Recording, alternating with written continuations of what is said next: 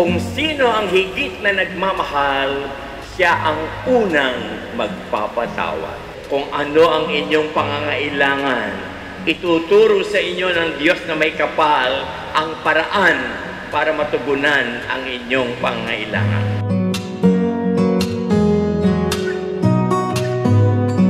So lahat tayo ngayon na nandito ngayong hapon ay kasama sa plano at disenyo ng ating Panginoon.